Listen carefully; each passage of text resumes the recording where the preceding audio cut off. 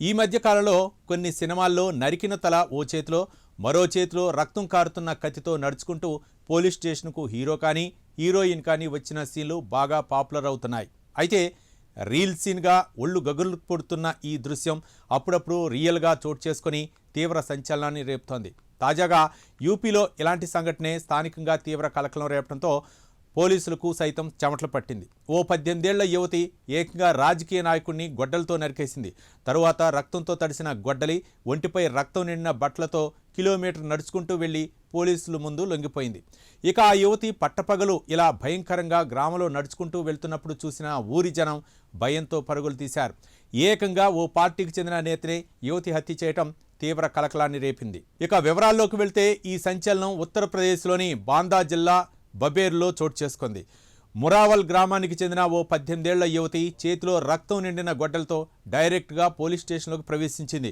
ఆ గొడ్డల్ని పోలీసుల ముందు పెట్టి ఏమాత్రం భయం లేకుండా తాను సమాజ్వాదీ పార్టీకి చెందిన నేత సుఖరాజ్ ప్రజాప్రతిని అదే గొడ్డలతో నరికి చంపారని చెప్పడంతో పోలీసులు ఒక్కసారిగా ఉలిక్కిపడ్డారు. అయితే ఇదంతా కూడా తన ఆత్మరక్షణ కోసమే చేశారని ఆమె చెప్పడంతో పోలీసులు యువతి మాటలకు పోలీసులు నిర్ఘాంతపోయారు. వెంటనే ఆమె వద్ద ఉన్న గొడ్డల్ని స్వాధీనం చేసుకుని ఆమెను వెంటబెట్టుకుని సదరు గ్రామానికి వెళ్లారు. ఇక అక్కడ దృశ్యాన్ని చూసి పోలీసులు షాక్ గురయ్యారు. ఆమె చెప్పినట్లుగా ఓ గదిలోని మంచంపై సుఖరాజ్ ప్రజాపతి మృతదేహం రక్తపు మడుగులో పడి ఉంది. అతడి తలపై గొడ్డలతో బలంగా వేసిన గాయాలు స్పష్టంగా కనిపిస్తున్నాయి. వెంటనే పోలీసులు శవాన్ని పోస్ట్ మార్టంకు పంపి ఆ యువతిని కస్టడీలోకి తీసుకున్నట్లు station house officer Rajender Singh Rajawat వెల్లడించారు. అయితే ఈ మర్డర్ వెనుక బలమైన కారణమే ఉన్నట్లుగా పోలీసులు ప్రాథమిక విచారణలో బయటపడింది. ఆ 18 ఏళ్ల యువతి పేరు భారతి. ఏడాదిన్నర క్రితం ఆమె తండ్రి అనారోగ్యంతో మరణించారు. అప్పటి నుంచి తల్లి కుట్టు పని చేస్తూ కుటుంబాన్ని పోషిస్తోంది. వారి ఎదురిట్లో ఉండే సమాజ్వాదీ పార్టీ నేత సుఖరాజ్ ఇదే అదునుగా తీసుకుని ప్రజాప్రతి ఆర్థిక సాయం చేసే నెపంతో వారి ఇంట్లోకి చొరబడ్డాడు.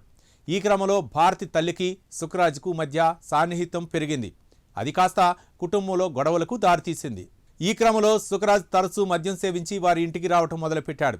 ఇక ఘటన జరిగిన రోజు మధ్యాహ్నం భారతి తల్లి పొలానికి వెళ్ళగా మద్యం మత్తులో ఉన్న సుఖరాజ్ ఇంట్లోకి చొరబడి భారతిపై అఘాయిత్యానికి ప్రయత్నించాడు. దీంతో ఆత్మరక్షణ కోసం భారతి ఆ సమయంలో ఇంట్లో ఉన్న గొడ్డలతో అతడి తలపై వేటు వేసింది.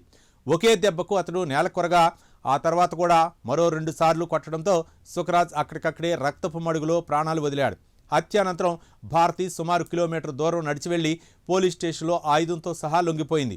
పోలీసులు ఆమెను కోర్టు ముందు హాజరుపరచగా రిమాండ్కు తరలించడం జరిగింది. ఇక ఈ ఘటన స్థానికంగా తీవ్ర సంచలనాన్ని రేపింది. అయితే భారతి కేవలం తన ఆత్మరక్షణ కోసమే ఈ హత్య చేసినందున ఆమెకు బెయిల్ దొరికే ఛాన్స్ ఉందని, ఇక ఆత్మరక్షణ కోసమే హత్య చేసినట్లు ఆధారాలు లభించినా విడుదల కూడా చేయవచ్చని గత సంఘటనలు చెబుతున్నాయి. ఈ నేపథ్యంలో భారతిని జైలు శిక్ష నుంచి మినహాయించాలని ఆ గ్రామ ప్రజలు వేడుకుంటున్నారు. అయితే భారత శిక్షా స్మృతిలోని 96, 100 సెక్షన్ల ప్రకారం వ్యక్తిగత రక్షణ హక్కు ఉంది. గతంలో జరిగిన అనేక కేసుల్లో దాడులకు ప్రయత్నించిన సమయంలో పురుషులను చంపిన మహిళలకు బెయిల్ మంజూరు చేశారు.